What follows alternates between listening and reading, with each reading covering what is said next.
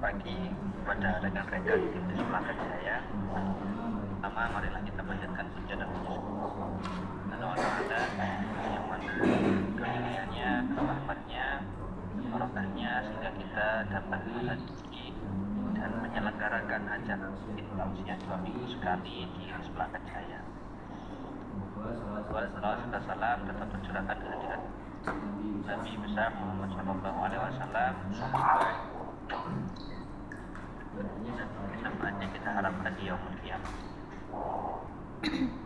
Seperti biasa, kajian ini diselenggarakan minggu sekali yang akan dibawakan darinya oleh Ustaz Hasim kepada Ustaz Fasih. Waktu dan tempat kami persilakan. Terima kasih. Assalamualaikum warahmatullahi wabarakatuh. Bismillahirrahmanirrahim. Alhamdulillahirabbil alamin wassalatu wassalamu ala sayyidina Muhammadin wa ala alihi wa ashabihi wa alaina ajma'in. Amma ba'du.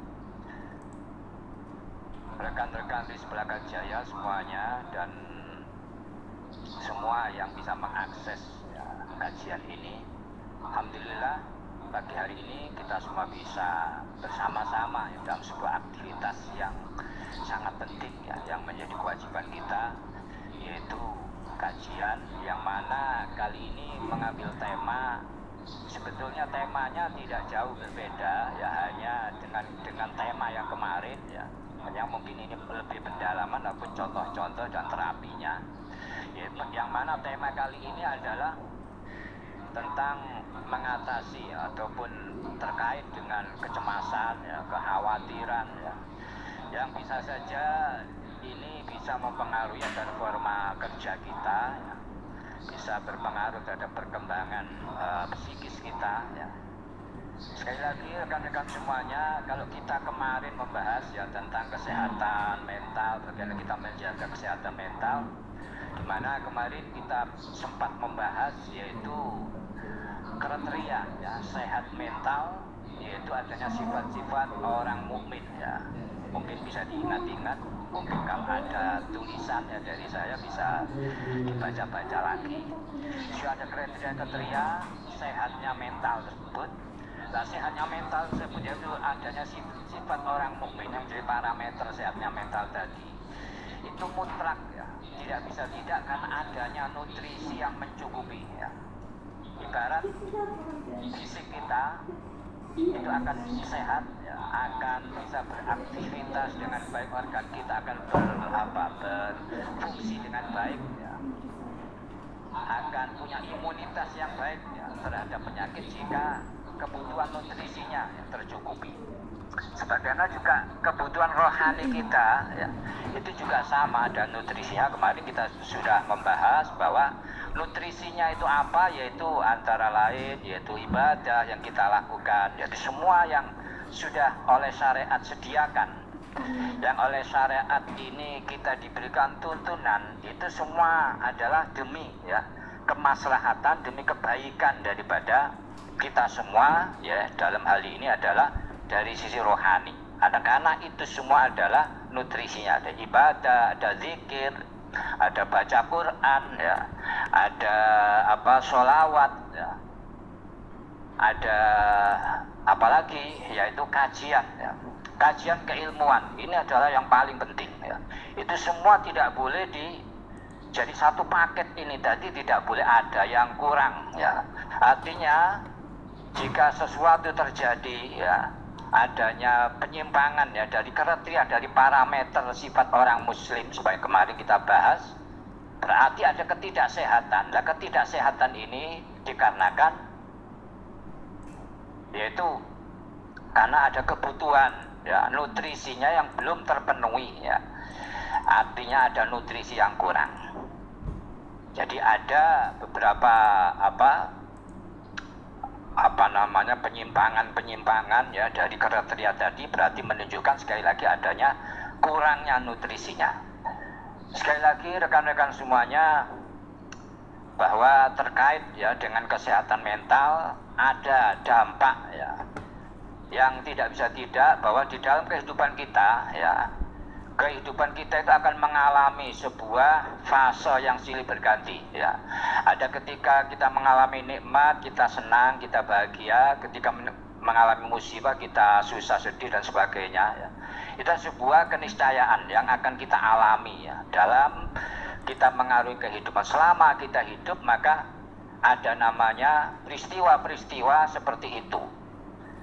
Dan ini adalah ujian sebagaimana firman Allah kemarin, wa nabluukum bisyarri wal khair fitnatan wa ilaina turja'un, bahwa aku akan memberikan ujian kepada kalian yang berupa kejelekan ya, berupa musibah, berupa hal-hal yang tidak enak, dan juga hal-hal yang baik ya, kenikmatan dan sebagainya. Itu semua adalah bentuk daripada ujian. Dan kepadakulah kalian semua harus kembali. Nah, ini penting ya. Ini adalah faktor yang harus kita harus kita tanamkan, kita kuasai, kita pahamkan. Kenapa? Karena fondasi ini. Jadi bahwa kehidupan kita itu adalah ujian yang tidak bisa kita itu akan alami ya. Namanya kondisi kondisi susah dan sebagainya.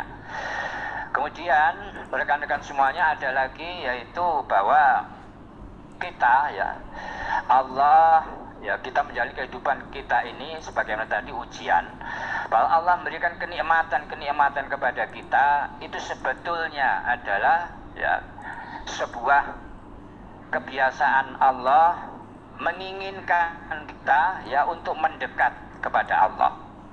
Jika kita diberi nikmat ya, nikmat sehat, nikmat rizki ya, banyak sekali ya.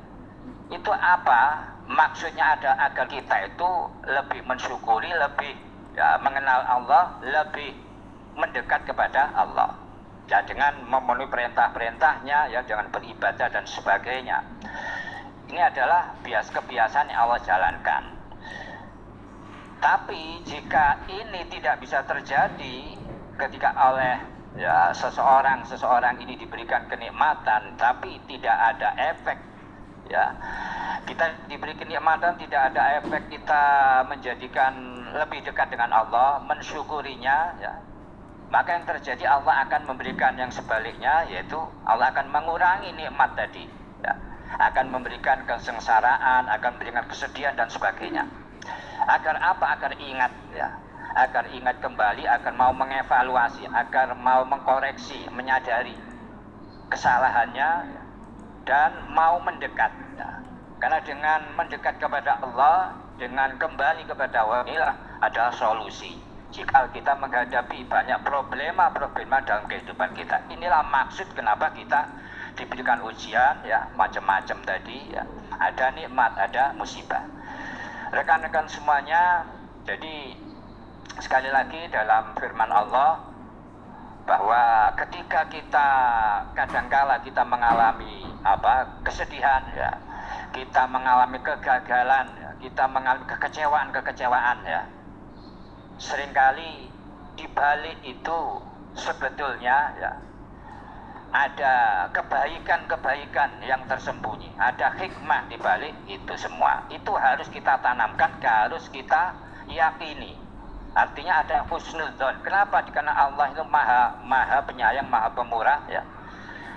Jadi Allah memberikan kegagalan, memberikan kekecewaan, apa yang kita inginkan tidak terjadi, apa kesedihan yang kita alami, yang musibah yang kita alami, sebetulnya ya harus kita sikapi ya, bahwa Allah lebih tahu, Allah ini belas kasih kepada kita. Loh, kenapa demikian? Ya, karena kita tidak tahu yang jelas seperti apa ya, walaupun kesedihan yang kita alami, tapi maksudnya bagaimana kita tidak tahu, maka kita harus sabar. Ya, kalau tahu kan berarti tidak perlu sabar. Maksudnya bahwa kalau tahu bahwa Allah mencegah kita ataupun menjadikan kita kecewa, kita gagal, kita sedih ya, dan sebagainya tadi, karena ada musibah, ada macam-macam ya permasalahan, tapi kita tahu maksudnya bahwa kita akan diganti dengan yang lebih baik, kita akan diarahkan pada yang lebih baik, ataupun akan kita itu dialihkan ya dari sebuah bahaya misalkan yang menurut kita ya, kadang-kadang menurut kita itu baik, tapi Allah lebih tahu bahwa itu tidak baik bagi kita. Nah kalau kita tahu tentunya kita tidak perlu bersabar, makanya oleh Allah disembunyikan sehingga kita mau bersabar. Nah, kadang-kadang akan kita ketahui hikmahnya, kemudian beberapa waktu kemudian itu baru muncul ya, kita ketahui hikmahnya. Oh kenapa saya dulu ya tidak berhasil, kenapa saya ini mengalami kegagalan, saya ini tidak tercapai ya keinginan saya, kekecewaan yang saya alami. Ternyata ada kebaikan di balik itu. Ini ibarat ya anak kecil yang tidak tahu makanan yang mau dibeli, yang diminta itu mengandung bahaya pada dirinya. Tentu orang tua akan mencegahnya. Nah, tentu anak kecil yang tidak tahu tadi, yang namanya anak kecil akan menangis, akan marah, tidak terima. Tapi orang tua lebih tahu, ya ini maka dihindarkan. Makanya kita sebagai manusia, tentu bukan anak kecil, sebagai orang dewasa, ya tentu berbeda. Maka apa yang kita alami, apa yang kita kesedihan, ya kekecewaan dan sebagainya tersebut tidak boleh menjadikan kita seperti anak kecil, ya kita tidak terima, kita marah, ya. Karena Allah yang lebih tahu, jelas bahwa harus kita yakini bahwa Allah ya tidak memenuhi apa yang kita inginkan tersebut itu karena kasih sayang Allah. Sebagaimana orang tua tadi ya tidak memenuhi keinginan anak kecil untuk ya memperoleh ataupun mengambil makanan tadi karena Allah tahu, karena orang tua tahu bahwa itu berbahaya. Begitu juga dengan Allah ya, ketika kita menginginkan sesuatu ternyata tidak terjadi, kita kecewa, kita mengalami prahara entah dalam rumah tangga apapun ya, kesedihan-kesedihan yang ada. Kadang-kadang kalau keliru mensikapinya maka bahaya ya, karena kita ya yang akan terjadi kemarahan, tidak terima ya. Padahal jelas bahwa kita ya harus meyakini bahwa Allah itu Maha Pengasih ya.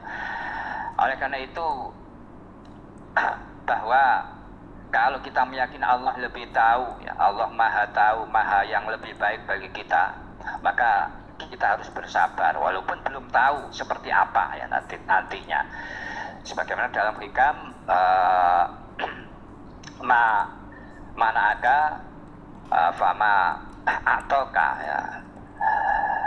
Jadi bisa jadi Allah yang cegah ya keinginan kita yang tidak terlaksana itu di sebuah pemberian yang lain, anugerah yang lain ya. Itu harus kita yakini. Ini penting, ini pondasi sebelum kita membahas yang lebih jauh.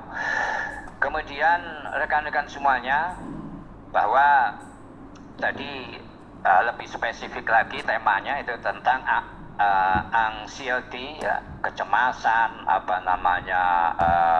kekhawatiran ya. Itu lumrah dalam diri kita, tergantung kita tadi bagaimana menyikapinya ya. Jadi di dalam Islam sudah diatur, sudah disediakan bagaimana ketika kita mengalami kesedihan, kekecewaan ya, kekhawatiran, kecemasan, yaitu dengan mendekatkan diri pada Allah ya, banyak berzikir. Kenapa? Ataupun juga dengan kajian-kajian ini kita bisa tahu, bisa mensikapi dengan benar. Kenapa kita dengan berzikir? Karena dengan banyak berzikir mengingat Allah, orang yang bersedih ya, orang yang sedang marah atau bersedih, orang yang sedang dalam kekhawatiran, ini yang namanya setan ini punya peluang besar untuk masuk. Bagaimana agar merusak jiwa manusia, bagaimana agar kesedihan ini menjadi jalan, kekhawatiran, kecemasan menjadi jalan setan untuk merusak kita. Oleh karena itu perlu perlindungan, perlu sebuah benteng ya, perlu sebuah upaya melindungi kita ya. Dengan apa? Dengan banyak zikir, mengingat pada Allah. Karena dengan zikir inilah setan akan menjauh. Jadi untuk menjaga kesehatan mental, untuk menjaga dari efek ya, dampak dari kesedihan, kekecewaan dan sebagainya, maka perlu diantisipasi dengan tindakan-tindakan yang berupa yang sudah disediakan tadi ya, di nutrisi-nutrisi kita ya. Kita harus banyak mendekatkan diri pada Allah, banyak ingat pada Allah, ya berzikir, ya, baca Quran, dan banyak ini tadi tentang keilmuan juga harus kita perdalam, kita pelajari ya. Jadi rekan-rekan semuanya, jadi kesedihan ya, jangan sampai kesedihan ini akan berlarut-larut ya, akan apa istilahnya melebihi dosis ya. Itu yang tidak kita kehendaki, karena jika itu sampai pada tingkatan yang melebihi dari kewajaran, maka akan bisa merusak ya, merusak fisik, merusak bisa juga psikis. Ini yang diinginkan oleh setan itu seperti itu. Maka perlu mensikapinya dengan benar ya, dengan nutrisi-nutrisi tadi ya kita upayakan. Jadi kita sekarang ini dalam upaya, termasuk dalam kajian ini ya, kajian keilmuan itu sebuah nutrisi yang mana yang harus kita serap ya. Jadi kita bisa mensikapi mudah-mudahan ya dengan benar ya, apapun ya efek-efeknya, kesedihan, kekecewaan ya, kemarahan ataupun sampai pada dampak kekhawatiran, kecemasan.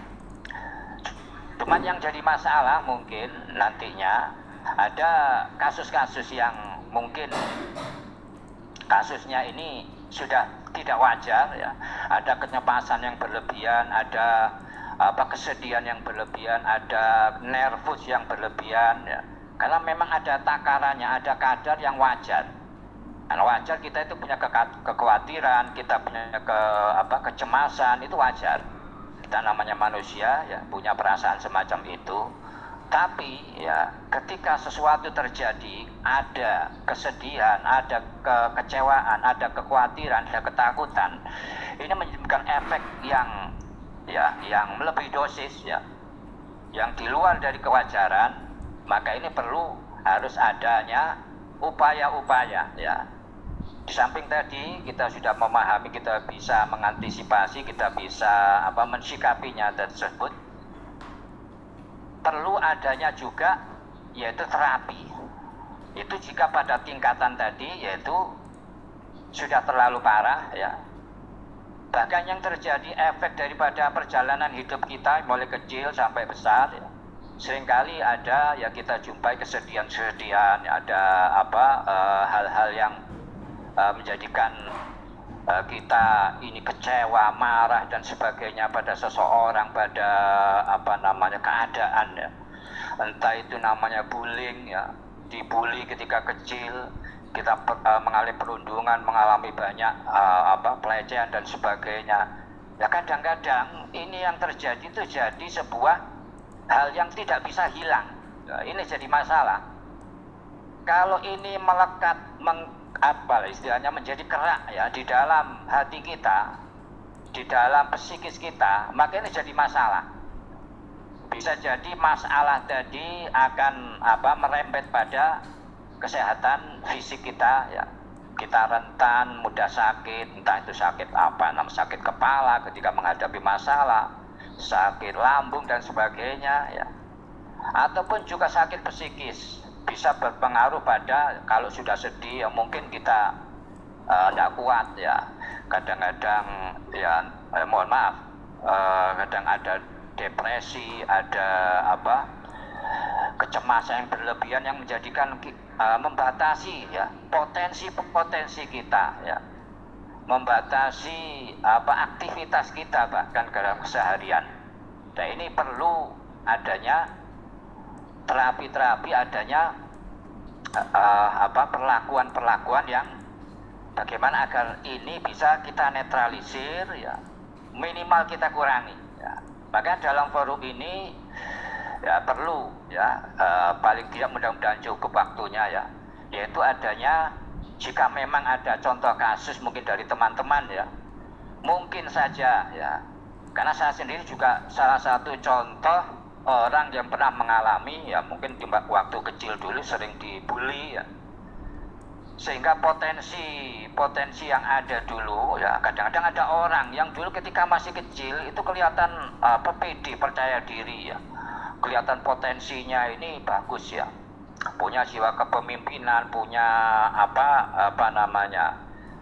kecakapan ya di dalam berorganisasi ya, punya ini confidence ya, punya kepercayaan diri yang baik ya. Nah, ternyata ketika dewasa kok hilang semua. Yang ada orangnya cenderung tertutup ya, gampang nervous ya, gampang cemas ya, gampang takut ya tidak punya kepedean.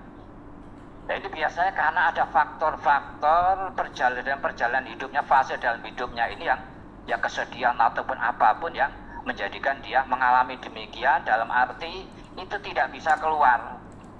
Itu mengendap lama di dalam dirinya sampai menggerak sehingga menjadikan seperti itu. Maka kalau itu yang terjadi, ini banyak masalah yang akan terjadi ya. Karena faktor di mana menjadikan sebuah penyakit, ya bisa penyakit sosial, bisa penyakit psikis ya, yang bisa berdampak pada lingkungan ya, pada rumah tangga, pada karir ya, pada performa kerja ya, pada banyak hal ya. Seakan-akan potensi-potensi yang dimiliki tersebut itu seakan hilang, seakan-akan buntu semua ya, gara-gara adanya ini tadi. Oleh karena itu mungkin ya di antara teman-teman ada yang mengalaminya ya, kecemasan yang berlebihan ya, ataupun nervous ya, tidak pede, misalkan disuruh ngomong di depan umum ya, di depan teman-teman sendiri, kadang ketika rapat mau mengeluarkan pendapat tidak pede ya, mau memberikan ide-ide yang baik, sebetulnya dalam dirinya banyak ya pemikiran-pemikiran yang baik, akhirnya ya tidak pernah keluar ya. Jadi potensinya ini sangat disayangkan, tidak bisa dimanfaatkan betul ya. Dan ada kalanya juga ya, ini performa di dalam karir pekerjaannya bisa-bisa terhambat ya, bisa-bisa menjadi orang yang tidak pernah berkembang ya, ataupun bahkan ya sudah tidak punya kepedean, sudah punya tadi hambatan mental blok tadi, malah disisihkan juga jadi masalah ya, tambah masalah. Rekan-rekan semuanya, ini salah satu contoh kasus dari saya sendiri ya, karena saya sendiri pernah mengalami ya, mungkin tadi fase-fase dulu ketika masih kecil ya, banyak kesedihan ya, perundungan dan sebagainya, sehingga pernah saya mengalami itu, saya dengan orang asing ya, orang yang ya tidak akrab ya dengan saya itu tidak berani memandang wajahnya, takut ketika bicara ya, ataupun ketika sekolah ya, ketika ditunjuk ya untuk menyampaikan sesuatu ya, untuk bertanya ataupun untuk menjawab ya, tidak mampu ya, ketakutan yang ada, kekhawatiran yang ada, nervous yang ada. Bahkan saya senang ya duduknya di pojok di belakang. Itu menunjukkan sebuah masalah ya, masalah yang harus harus kita selesaikan ya, harus kita atasi. Nah, makanya ini jika ada yang demikian ya, ataupun mungkin begini, bahwa kenapa kok saya akhirnya bisa lepas, yaitu karena saya mengupayakan bagaimana, karena saya merasakan ini menghambat sekali. Saya di mana-mana itu potensi saya tidak bisa keluar dengan baik ya. Justru yang terjadi saya disisihkan ya, mungkin malah tambah ya, permasalahan tambah, mungkin tambah direndahkan karena tidak dianggap punya potensi apa-apa. Kemudian juga ya dimanapun ya, maka ini kerugian besar bagi saya, bahkan itu bisa membawa pada faktor-faktor, pada efek-efek yang tidak baik ya, penyakit secara fisik dan sebagainya. Oleh karena itu ketika saya menyadari ya, kemudian saya melakukan terapi ya pada diri saya sendiri, sehingga akhirnya alhamdulillah problema tadi, mental block, ketidakpedean, nervous, kekhawatiran dan sebagainya itu teratasi. Tapi itu semua ya, sebelum ke sana sekali lagi tadi, bahwa apapun yang terjadi pada kita itu harus kita terima ya, harus kita terima, kita ridho, kita sabar. Itu kuncinya.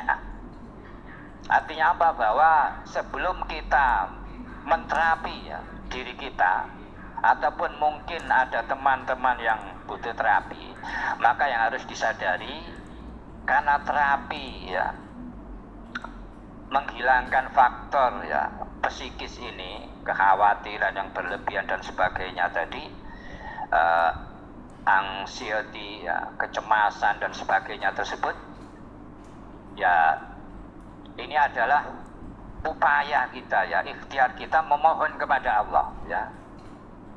Jadi tetap terkait dengan, kita harus mengkaitkannya dengan Allah. Kenapa? Dikarenakan Allah lah yang akan, ya, memenuhi permintaan kita, yang akan mengabulkan, yang akan menghilangkan, ya. Jadi bukan kita sendiri dengan upaya kita itu, enggak. Makanya kita harus melibatkan Allah itu tadi, karena pertama, karena itu memang sudah takdir yang kita alami, ya. Itu semua adalah hal yang datangnya, ya, yang itu semua hakikatnya dari Allah, yang harus kita terima, enak ataupun tidak enak, ya. Setelah itu kita menyadarinya, setelah itu kita menerima dan ridho, maka kita mohon kepada Allah, ya, dengan memasrahkan kepada Allah. Itu kuncinya. Jadi pertama, kunci keinginan kita terkabul, doa kita terkabul, terapi kita itu bisa sukses, ya. Itu pertama adalah menerima apa yang ada, apa yang menimpa kita, ridho terhadap ketentuan yang sudah kita alami, ya. Kemudian yang kedua yaitu memasrahkan kepada Allah, yaitu memohon kepada Allah, ya, dengan kepasrahan, ya, bukan memohon dengan istilahnya pemaksaan, bukan, ya. Tapi dengan memasrahkan kepada Allah agar Allah berkenan, ya, mengangkat ini problem-problem kita, mental block yang kita alami. Nah, ini kunci sebelum kita melakukan terapi. Rekan-rekan semuanya, mungkin, ya, ada di antara teman-teman yang mengalami faktor-faktor demikian, ya. Jadi ada yang tidak wajar tadi, ya. Ada juga yang, ya, faktornya wajar, ya. Artinya tidak mungkin kesedihannya, kekhawatirannya itu tidak berlangsung lama, tidak sampai parah, ya. Ya, tentu terapinya juga berbeda, ya. Di antara beberapa terapi tersebut, sebelum kita pada terapi khusus yang sifatnya itu melibatkan kekuatan pikiran kita, perlu juga kita ketahui bahwa yang namanya tindakan terapi, ya, untuk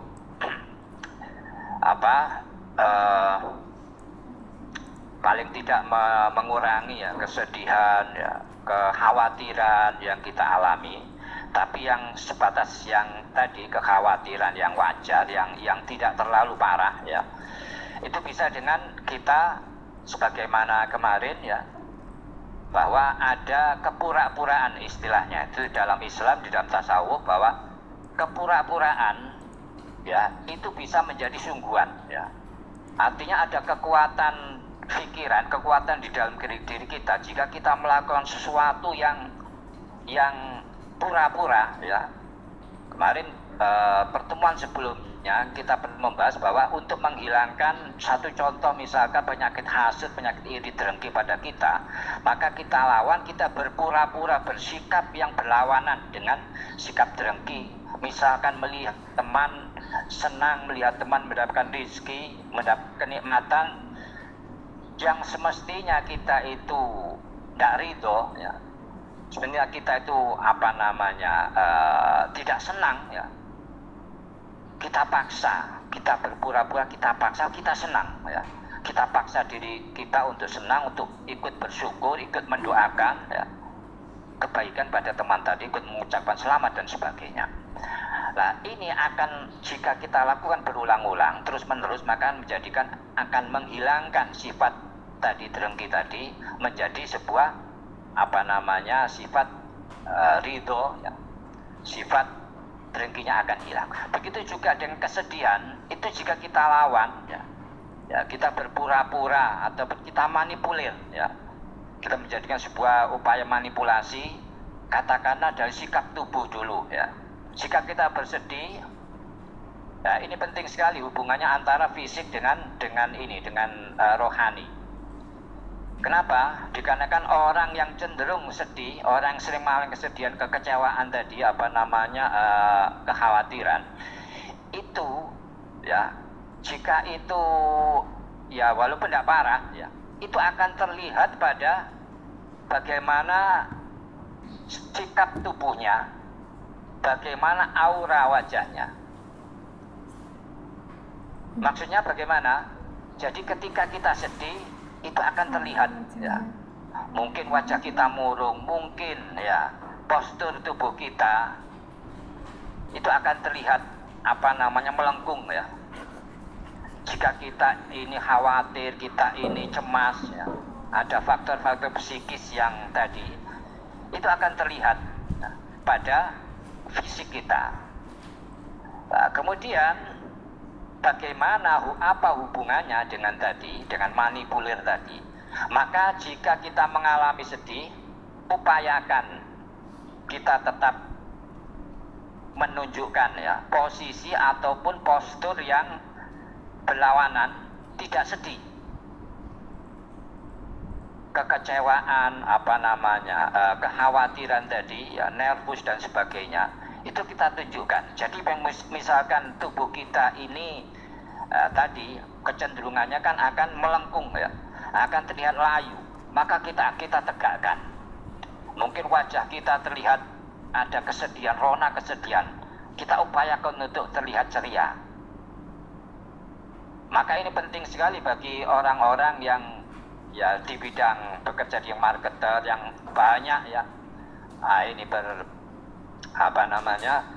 berhubungan dengan masyarakat luas, segala kondisi di mana dituntut untuk kita agar terlihat menarik, terlihat ceria dan sebagainya. Padahal setiap hari kita itu mengalami yang namanya ya fase-fase kesedihan dan sebagainya. Nah itu dituntut seperti itu. Maka kalau kita tidak bisa mengatasi ini tadi, maka tentu tidak akan bisa berjalan baik. Bagaimana kita bisa ya terlihat menarik di tempat kerja, dihubungkan dengan masyarakat luas, kalau terlihat misalkan wajahnya itu wajah-wajah orang yang susah ya, ada aura-auranya bukan aura orang yang percaya diri, orang yang menyenangkan, orang jadikan orang lain tertarik ya, orang lain itu bisa punya menilai dia punya kredibilitas ya, itu akan terlihat dari wajah, dari postur kita. Itu penting sekali. Makanya kita itu perlu bisa memaintain ini tadi, apapun kekecewaan yang terjadi, apapun kesedihan yang kita alami, coba kita maintain, jangan sampai itu terlihat orang lain ya, karena berpengaruh dalam performa kita ya, terhadap penampilan kita ya di tempat kerja ataupun dimanapun. Jadi seseorang yang jeli akan tahu bahwa ini seorang karyawan ini apakah dia layak untuk diberikan kredit yang baik, diberikan kepercayaan. Dia seorang yang apalagi konsumen, apakah dia akan istilahnya itu pede ya, menganggap dia orang yang kredibel ya. Itu akan terlihat ya seperti apa ya, penampilannya. Jangan sampai apa yang kita alami, kesedihan atau kekhawatiran dan sebagainya, ini mempengaruhi penurunan performa kita. Makanya kita tadi ada upaya untuk memanipulir tadi. Ya sekarang bagaimana ya tadi manipulirnya upaya kita ya, kita berdiri tegak dimanapun ya, kita upayakan dada kita ini tetap membusung, kepala kita tegak ya, terlihat ceria. Karena penting sekali ketika seseorang ini kebiasaan, walaupun dia tidak sedang sedih, kalau terbiasa sedih dalam keadaan dadanya ya, posisi tubuhnya ini melengkung, terlihat layu, maka pada posisi ataupun pada rona mukanya akan terlihat sedih juga, walaupun dia tidak dalam keadaan sedih. Makanya ada anggapan bahwa orang yang terbiasa demikian salah memposisikan postur tubuh ataupun posisi tubuhnya yang baik, maka akan terlihat ya, pada rona wajah, pada aura wajahnya ini ada wajah-wajah orang yang sedih, orang susah, ya. Padahal dia tidak susah, ya, padahal dia tidak susah. Oleh karena itu penting sekali penampilan kita, bagaimana orang menilai penampilan kita. Nah, maka penting sekali kita bisa memaintain tadi, kita bisa memanipulasi, bisa mensikapi dalam segala keadaan tadi, terutama ini ketika kita mengalami kesedihan dan sebagainya. Kemudian rekan-rekan semuanya, ini kita mungkin kita masuk pada tahapan yaitu bagaimana terapi, bagaimana praktek terapinya. Ini penting sekali. Jadi mungkin di sini kan ini temanya ini bagaimana mengatasi apa tadi kekhawatiran, nervous, kecemasan dan sebagainya. Barangkali ada teman-teman, ya, di antara teman-teman yang mengalami. Tapi ini yang dosisnya yang berlebihan, ya, yang tidak pada tataran normal. Artinya ada hambatan-hambatan psikis, ya, ada mental block yang menjadikan potensinya tidak bisa berkembang. Katakanlah mudah gemetar, ya, mudah nervous, ya, ketika berhadapan di depan orang banyak, ketika rapat ini susah, ya, mengeluarkan, mau ngomong ini kadang sulit, tidak punya kepedean dalam ngomong, menyusun kata-kata itu kadang-kadang semburat, kadang ditertawakan yang lain, karena ditertawakan akhirnya ya malas untuk ngomong, ya, karena tadi, ya, itu ada faktor, ya, orang dari gaya bicaranya, nada bicaranya bisa terbaca bahwa dia itu orang yang punya mental block atau tidak. Artinya bahwa kepedean di dalam dirinya dalam menyusun kata-kata, dalam mengeluarkan pernyataan itu akan bisa dilihat. Jika yang terjadi kita rasakan ini tadi, kok mau ngomong, ya, mau tanya, ini kok sungkan karena sering ditertawakan, terlihat, ya, kurang bagus, ya, kurang terlihat meyakinkan dan sebagainya, ya. Maka ini perlu ada terapi, ya. Barangkali, ya, ini rekan-rekan di antara rekan ada yang mengalami, mari kita mungkin dalam sesi ini kita lakukan terapi, ya. Paling tidak kita bisa minimalisir, ya. Diharapkan juga bisa menterapi sendiri nantinya jika kelanjutannya bisa menuntaskannya, ya. Ataupun kita lanjutkan pada sesi-sesi pertemuan kita lagi.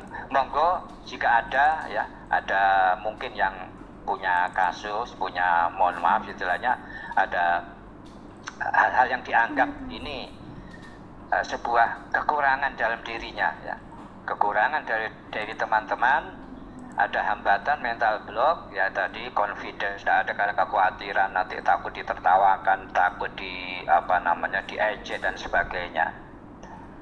Ya, monggo dalam sesi ini mungkin sesi tanya jawab sekaligus juga sesi tanya jawab dan sesi untuk terapinya, ya.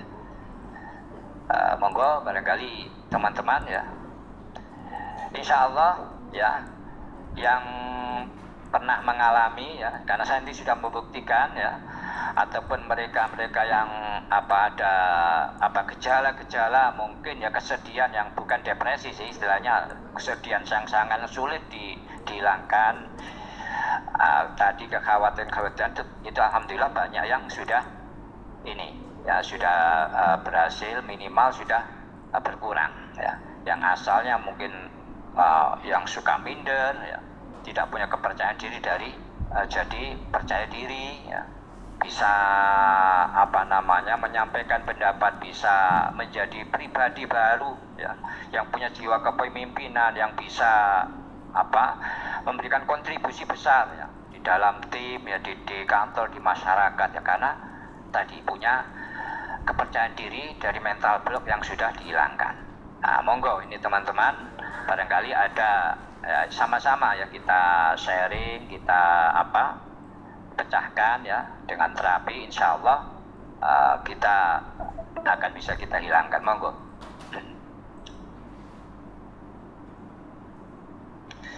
Mungkin untuk satu contoh ya, saya akan berikan sebuah contoh. Ini waktu kurang 1/4 jam ya. Jadi misalkan ada problem ya, katakanlah saya punya problem, yaitu ketidakpercayaan diri. Saya pemalu, saya malu untuk bertanya, malu untuk ngomong ya, karena tidak punya kepedean, takut ditertawakan, takut dianggap tidak bermutu dan sebagainya ya. Apa yang saya lakukan? Maka contohnya begini. Maka saya akan melakukan sebuah terapi yang didasari pertama tadi, bahwa itu adalah sebuah proses, sebuah fase yang harus kita terima. Nah, kan itu adalah takdir Allah, maka kita nyatakan bahwa kita menerima.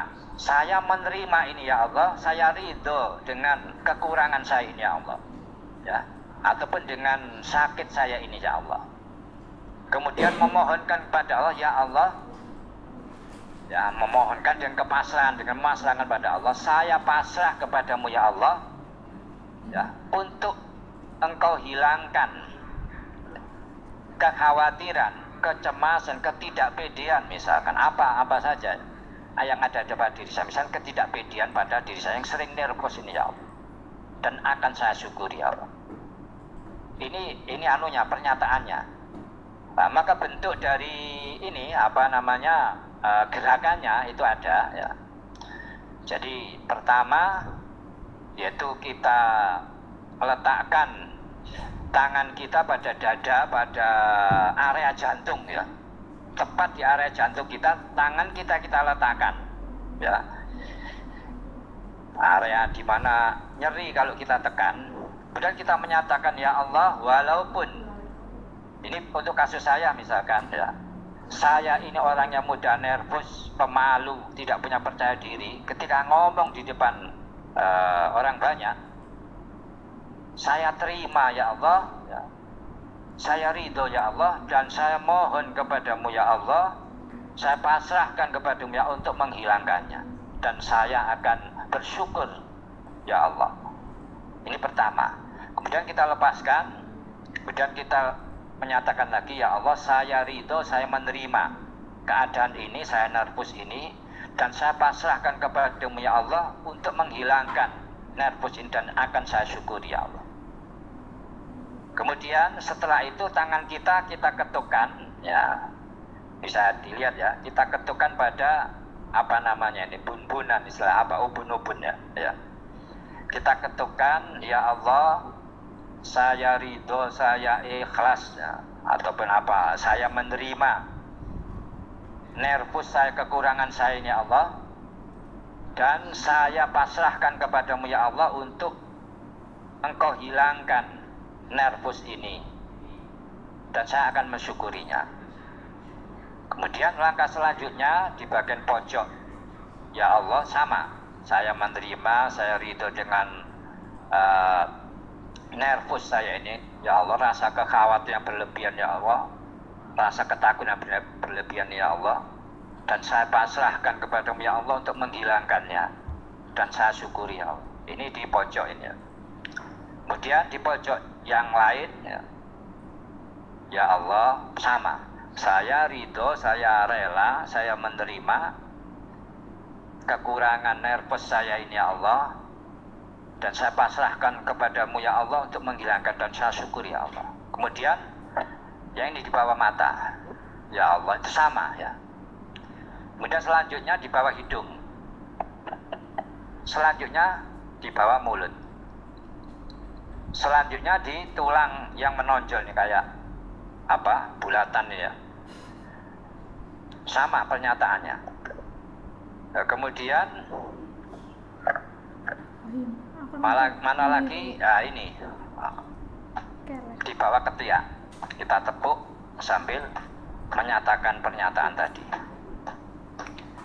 Mana lagi? Yaitu di bawah ini, di bawah susu ya, kita ketuk sambil menyatakan demikian. Itu paling tidak, itu jika kita lakukan ya, itu akan ada ya, biasanya ada reaksinya macam-macam. Mungkin ada rasa lega, ataupun bisa jadi malah semakin di dada ini semakin kayak penuh ya, sesek, bisa juga demikian. Bisa juga jika reaksinya itu cepat, maka yang terjadi apa? Seakan-akan mual ya, ataupun rasa pusing bisa jadi. Kenapa? Karena reaksi adanya mental block ya, adanya emosi yang keluar, yang proses mau keluar. Jika itu bisa keluar sebagian sekolah, maka akan dirangka dada ini akan sangat-sangat lega ya. Akan sangat lega ya, akan mengalami seakan-akan fase baru dalam kehidupannya, seakan terlahir kembali jika itu bisa lepas semua. Nah, ini sekali lagi barangkali yang saya contohkan ya, ada yang teman-teman yang tertarik ya, punya masalah, mari kita kita terapi bersama-sama ya. Bisa kita upayakan ya, siapapun ya yang mengalami problema seperti itu ya, barangkali bisa kita terapi sekarang. Ya, mari, barangkali ada teman-teman yang tertarik ya, kita mungkin ada sisa waktu. Kalau memang tidak mencukupi ya, saya senang sekali jika ada yang ya, mari. Ya, nantinya ada yang bisa via Japri ya, ataupun datang ke rumah. Ini saya senang ya. Nah, kita cari solusinya ya dengan terapi ya, sambil diskusi kita ya.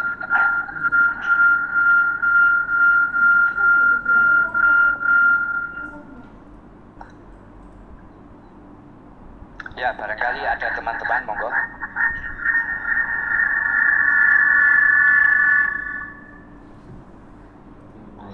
Jadi ada beberapa langkah ya di samping ya, monggo Mas Hamdani ya, Mas Hamdani Taufikur Rahman. Waalaikumsalam warahmatullahi wabarakatuh. Ya.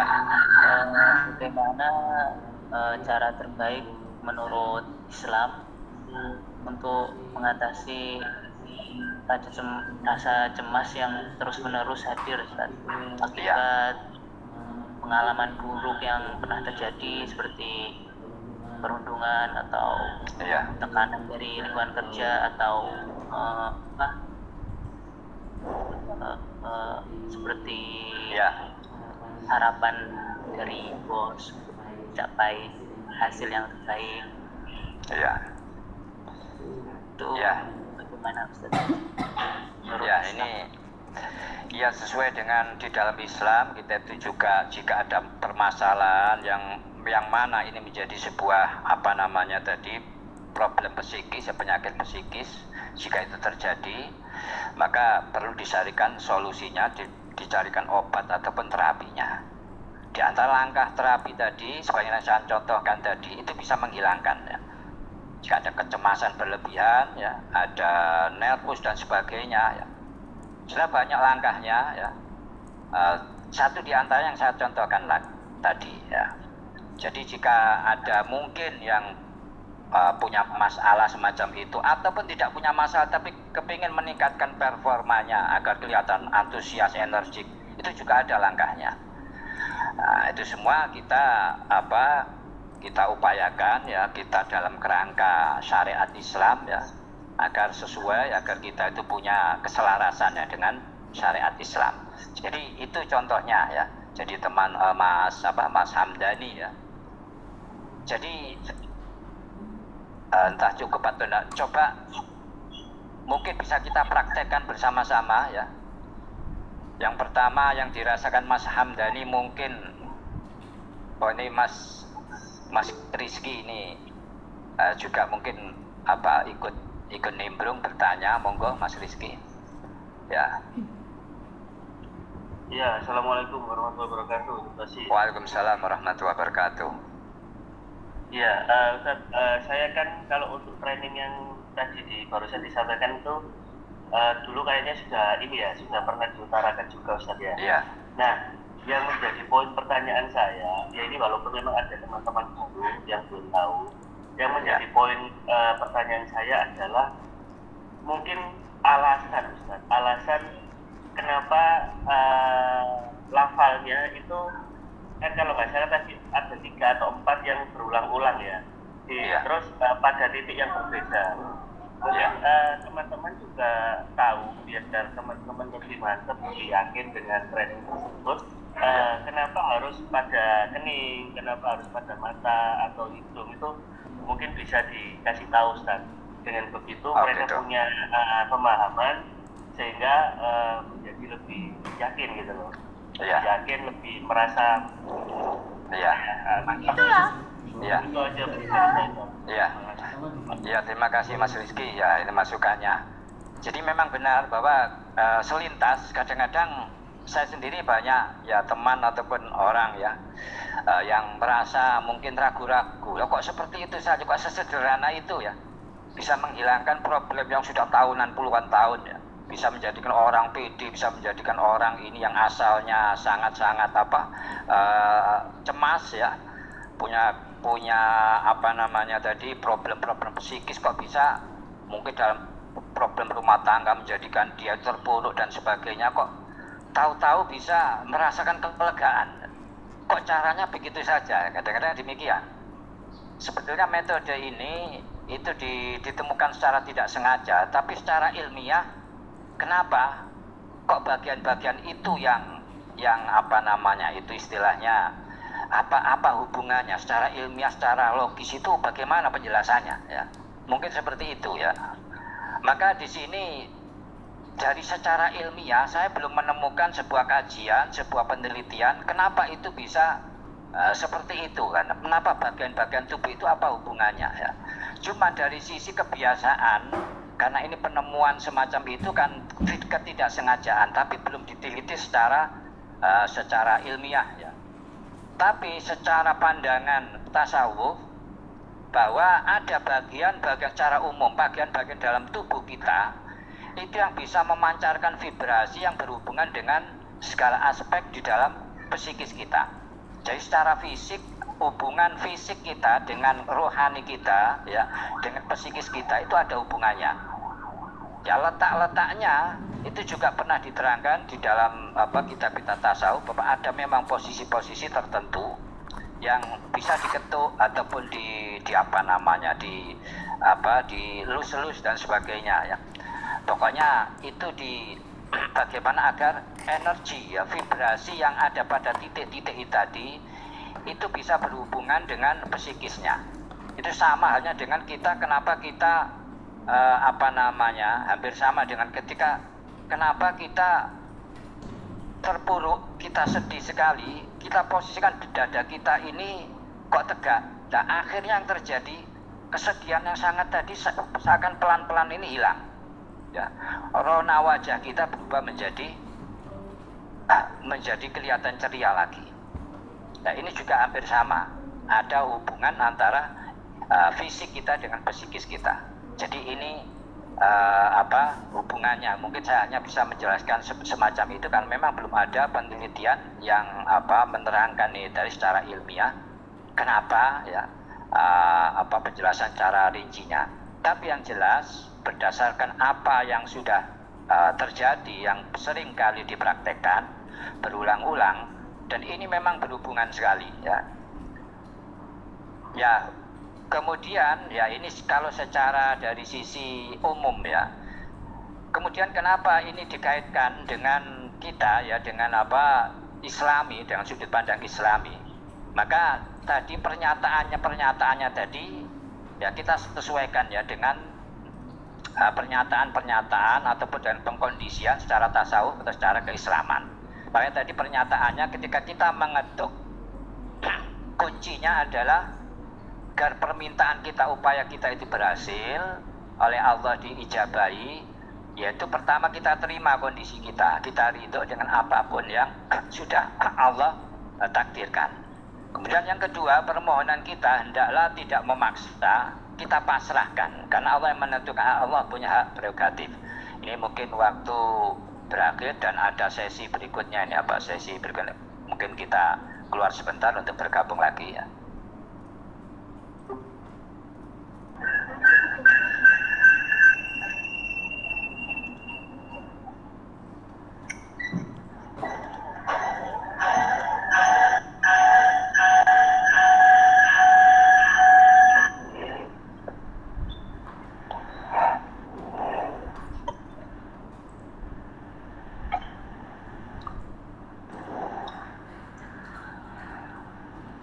Ya, kira-kira sudah gabung semua ya. Ya, bisa kita lanjutkan. Ada lagi yang belum tergabung ya. Ya, mungkin masih ada, kita tunggu sebentar ya. Ya, sudah semua belum ya? Belum semuanya.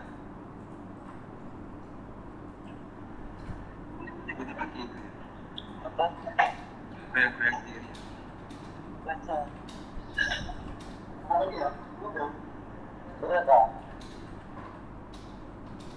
Ya, sudah semua kira-kira ya. Ya, bisa kita lanjutkan ya. Jadi sekali lagi melanjutkan tadi bahwa sepertinya ya apa yang kita tadi contohkan terapi tadi seakan-akan hal yang sederhana. Oh, kok seperti itu saja kok bisa ya? Itu pertanyaannya kadang yang belum pernah mengalami ya. Tapi saya sudah membuktikan ya, dan juga saya membuktikan pada diri saya sendiri ya, begitu juga dengan orang lain ya. Jadi itu memang salah satu cara tadi dengan ketukan tadi bagian-bagian tubuh tertentu dan juga pernyataan ya. Nah, pernyataan ini yang penting. Sekali lagi tadi bahwa keinginan kita ya untuk hilang, untuk apa problema kita dihilangkan agar diijabahi. Kuncinya pertama kita pasrah, kita menerima ya. Kita ridho dengan ketentuan Allah bahwa kita sakit ya, kita mengalami apa problem tadi psikis tadi. Kita terima, ya Allah saya ridho, itu tadi kata-katanya. Saya menerima keadaan itu. Kemudian permintaan kita agar Allah ini mengangkat ya problem atau penyakit kita tadi. Hendaklah tidak dengan paksaan. Ya Allah misalkan tidak boleh maksa, ya Allah harus begini, tidak boleh. Ada adabnya. Dan inilah menjadikan memasrahkan ini tadi ya, memasrahkan kepada Allah, mohon kepada Allah dan memasrahkan agar Allah berkenan ya, mencabut ataupun menghilangkan ini tadi penyakit tadi. Ini adalah sesuatu yang punya peluang besar untuk diijabahi. Jadi kunci pertama tadi adalah menerima, ridho dengan keadaan, dan kemudian memasrahkan kepada Allah, memohon kepada Allah dengan memasrahkan kepada Allah. Jadi tidak dengan memaksa, ya Allah harus begini, enggak. Tapi ya Allah, saya pasrahkan kepada Allah untuk menghilangkan, dan saya akan bersyukur pada Allah, akan mensyukurinya. Ya. Ini itu ada yang pernah dicatat ya, mungkin dari Mas Rizky ya. Ya, jadi itu diantara langkah-langkahnya yang mana ini punya dampak besar sekali. Walaupun kelihatan sederhana, saya punya dampak sekali ya. Jadi termasuk kenapa saya bisa hadir di sini, saya bisa ngomong dengan teman-teman itu, padahal dulu ya, mungkin percaya atau tidak percaya, saya dulu itu orang yang sangat tidak pede ya, sangat minder, tidak berani bicara. Kalau di kelas dulu ketika sekolah itu duduk paling belakang, ditanya itu juga tidak berani menjawab, apalagi angkat tangan, apalagi ngomong ya. Itu dulu saya ya. Jadi saya istilahnya itu mengalami yang namanya situasi di mana saya itu mengalami seakan-akan dunia ini sempit sekali. Saya merasa punya unek-unek ya, punya potensi, tapi tidak pernah keluar. Bahkan ujung-ujungnya semakin akan direndahkan, semakin disepelekan orang karena ketidakberdayaan. Potensi-potensi yang mestinya ya bisa saya tampilkan ini tidak keluar, justru malah ini dijadikan bahan tertawaan dan sebagainya ya. Nah sekarang kemudian ketika saya melakukan terapi terhadap diri saya sendiri, kemudian seakan-akan ya yang terjadi saya lahir kembali. Seakan saya itu lahir kembali di dunia ini dengan kehidupan yang baru sama sekali. Dan itu betul saya alami yang sekarang ini. Kenapa saya bisa sekarang ini bergabung dengan teman-teman ya, bisa katakanlah kita mengkaji bersama-sama. Itu karena hasil daripada alhamdulillah daripada terapi tadi. Ya kelihatan sederhana, dan itu bisa saya juga dengan orang lain alhamdulillah banyak yang bisa ya, yang ya tadi ada problem, entah itu penyakit psikis ataupun penyakit-penyakit yang sifatnya fisik ya. Alhamdulillah dengan terapi tadi ternyata oleh Allah diijabahi ya. Jadi monggo teman-teman, mungkin kalau waktunya yang tidak mencukupi bisa ya melalui Jabri, ataupun kalau bisa datang ke rumah itu lebih baik, kita bisa berdiskusi, kita bisa sama-sama melakukan terapi.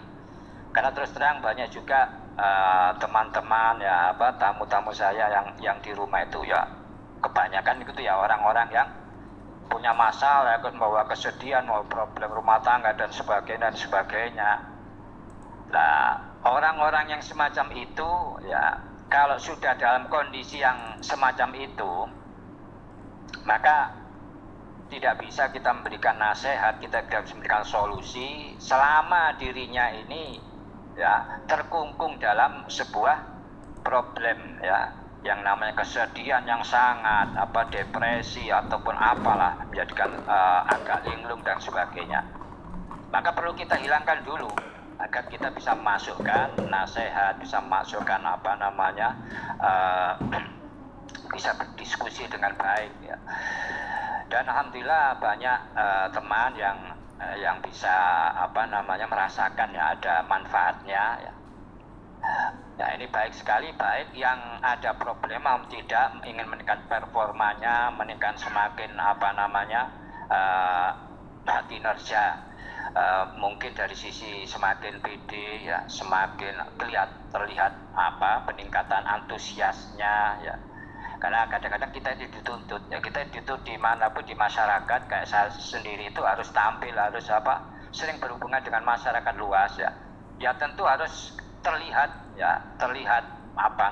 energi, terlihat antusias, walaupun permasalahan saya sendiri juga banyak ya, ada kesedihan dan macam-macam, tapi ya itu tadi bagaimana agar hal-hal yang terjadi tadi, kesedihan dan sebagainya itu tidak menghalangi ya, tidak menghalangi saya untuk beraktivitas ya di luar dan berhubungan dengan masyarakat luas, sehingga bisa kita sharing bersama-sama ya, kita bisa melakukan kajian-kajian. Karena bagaimana mungkin kalau saya memberikan sebuah kajian itu dalam keadaan terlihat sedih ya, terlihat tidak meyakinkan lah ya. Ya itu tentu sebuah tantangan atau sebuah hal yang harus diatasi, dihilangkan ya. Oleh karena itu ada kuncinya untuk bisa itu. Oleh karena itu mungkin dalam pertemuan ini mungkin masih cukup enggak ya, ada pertanyaan lagi. Tapi saya harapkan ya ada tindak lanjut setelah ini ya. Saya sangat senang sekali setelah ini ada dari teman-teman yang mungkin bisa Jabri ataupun bahkan datang ke rumah, saya senang sekali ya. Ya bukan apa-apa, kita itu senang kalau sama-sama kita itu bisa berdiskusi ya, kita saling saling sharing ilmu ya. Begitu juga bisa sama-sama kita bisa memecahkan ya, saling memecahkan masalah masing-masing kan. Nah itu sebuah dorongan dalam syariat Islam untuk saling berbuat baik pada sesamanya. Gimana Mas Khalilur Rahman, kira-kira masih cukup ya, atau ada pertanyaan lagi ya? Masih cukup ataupun mungkin nanti bisa ditindaklanjuti untuk pertemuan selanjutnya, untuk pertemuan untuk setelah ini ya. Barangkali ada yang, karena barangkali terapinya tidak lama sih, tapi untuk bisa itu secara tuntas ya, paling tidak itu butuh waktu yang cukup ya. Atau di sini di forum ini barangkali ada mungkin yang bersedia mungkin mau diterapi ya, walaupun dalam tahap awal ya, nanti bisa dilanjutkan untuk lebih sampai tuntas ya. Teman-teman monggo kalau ada yang bertanya ataupun ingin kita terapi ya, kita terapi bersama-sama ya. Monggo jika ada teman. Karena temanya memang mengatasi kecemasan ataupun mungkin ketakutan dan sebagainya ya. Nah, ini terkait dengan performa kita ya, dengan kinerja kita, bagaimana kita bisa bekerja dengan baik, kita bisa melakukan aktivitas dengan baik kalau ada hambatan-hambatan ini tadi ya. Ya, monggo.